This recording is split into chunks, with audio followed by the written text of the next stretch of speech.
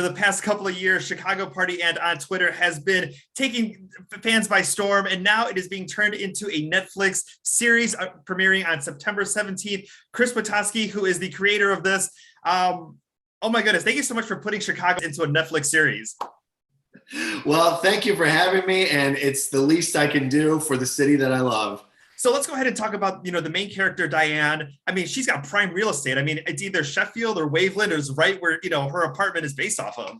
Center of Chicago, to some. She lives in one of the rooftop buildings on Waveland, and she's the last holdout. She refuses to put corporate bleachers on her roof because she's got a lawn chair up there that she loves sitting in to watch the game. So, oh, exactly, old school Chicagoans. And let's talk a little bit about Lauren Ash, who voices the character of Diane, but she's not a Chicagoan. She was from Toronto, but she did come to Second City. How did she perfect that accent and the spirit of Diane? Well, that's where I met Lauren, was at Chicago, at Second City in Old Town there. And she's just a wildly talented actress. She's been on Superstore for the last, many years. And we auditioned. I mean, I bet we probably auditioned close to 100 women for this role. And when we heard Lauren Ash's, take, it was just, she hit it out of the park. She gets the humor, she gets the heart of the character, and who knew she had a great Chicago accent in her back pocket? So. Oh, exactly. Now, the show was created by you, John Barinholtz, and Katie Rich, all Chicagoans. As far as the characters that are in there, was it one person who had the idea of here's how we're going to create this universe, or does everybody have a Chicago Diane and a Chicago Bonnie and a Chicago Mark and a Chicago Kurt that they could relate to? Well, yeah, that was what was great about the collaborative process of this, is everybody had their own, experiences and people that they had in their lives that they could bring to this. So, it started with this Twitter account that I started in 2016. And so we had our main character, and then we were able to build the world around that, which was just such a blast to do. Now, I'd heard that the character was based off of several family members or several aunts. Is any one aunt of yours taking credit for the role, or how is this working out? There's a couple that I think want credit and a couple that don't want credit. So, but I tell them that I pulled a little bit from different aunts. And then I also worked at Mike Ditka's restaurant for 5 years after college, and I saw a lot of Chicago party ants come through that place. So I've just been sponging it all up. Oh, exactly. And the Gold Coast Viagra Triangle, that all gets a nice little representation and shot out there in the series. Oh, yeah, you got to get Gibson's in there, right? And let's talk a little bit, the Bears get a big shout out in this series. I mean, not just the Bears, but the 85 Bears, tailgating, the whole Bears experience. Let's talk about why that's important to Chicagoans and, your time here in Chicago, what that meant for you, especially working at Ditka's restaurant. So, yeah, I mean, my dad didn't give me a choice as a kid. I was a Bears fan from birth.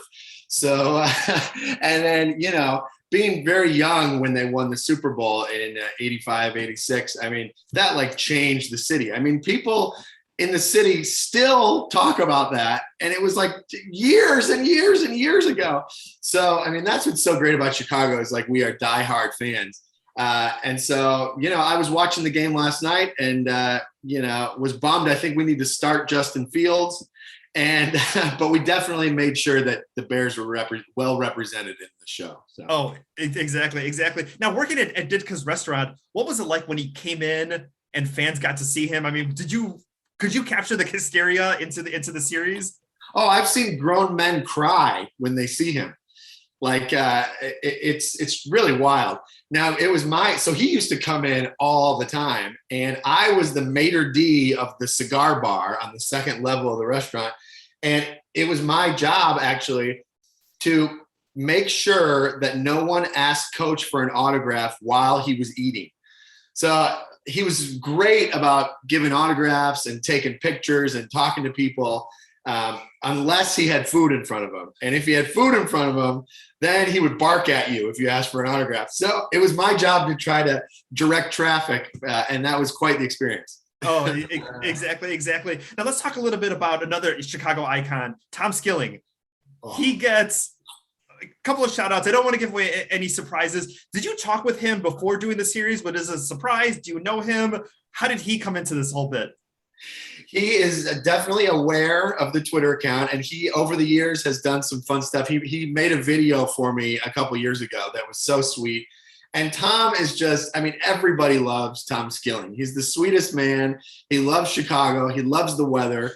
He doesn't deserve the kind of harassment that I give him on Twitter.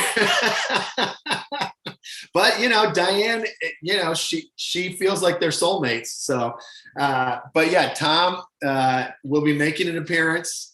And I've heard he gets the joke and he's a good sport about it. So God bless Tom Skilling.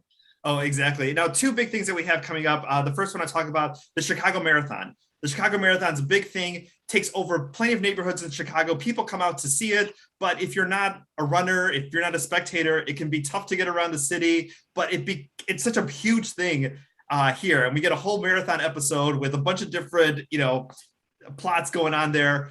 What's your experience, especially the marathon, you know, being, you know, living in Chicago for many years and your experience with that? So I lived in Old Town for about 4 years, and I lived right across the street from a restaurant called Twin Anchors, which is a very famous restaurant. And the marathon used to go right down Sedgwick every year. And so I remember I had different experiences. For a couple years, I would be in bed hungover, and I would hear all this cheering outside and be like, "What the hell's going on out there?" But then, for a couple of years past that, I would wake up and go stand and cheer people on. And the marathon really is such a cool experience in Chicago. It brings the city together, and you know, all these unhealthy people can cheer on all the healthy people as they run by. So, and it's fun to look at the signs as well too. If you're a spectator or a runner. yes, Another fun thing, you know, I think gay, straight, bi, no matter, you know, what your identification is, everybody knows partying in Boys Town for Halloween is the best. There's a fun episode where Roscoe's gets a shout out. Any experience, you know, partying there for Halloween or seeing people in their costumes getting ready to go out there? Or, you know, what was your Chicago Halloween experience? oh yeah. So I dated a gal who lived right above the bar Hydrate for many years. And so we used to, and she had this great balcony that overlooked Halsted. So for both the Pride Parade, for market days, and for Halloween, we were perched up there just watching the, you know, people watching, and it was so much fun. Yes, Boys Town is truly a special place, and we're glad we got it in there. And also, RuPaul is playing a character, which is I still can't believe. So that's what I want to ask you too, as far as RuPaul getting involved in the series, because RuPaul's not from the Chicagoland area. When RuPaul was reading the script and, you know, going through the character, did RuPaul have anything to say as far as like what these Chicago things meant, or, you know, the things that RuPaul was saying? RuPaul was so professional and so funny, and he never really gave creative input. He was always just there to like have fun with what we wrote, you know, but he did such a good job. And the fact that I got to like hang out with him on Zoom for many, many hours and just shoot the breeze was wild to me. So yeah, RuPaul was a joy to work with.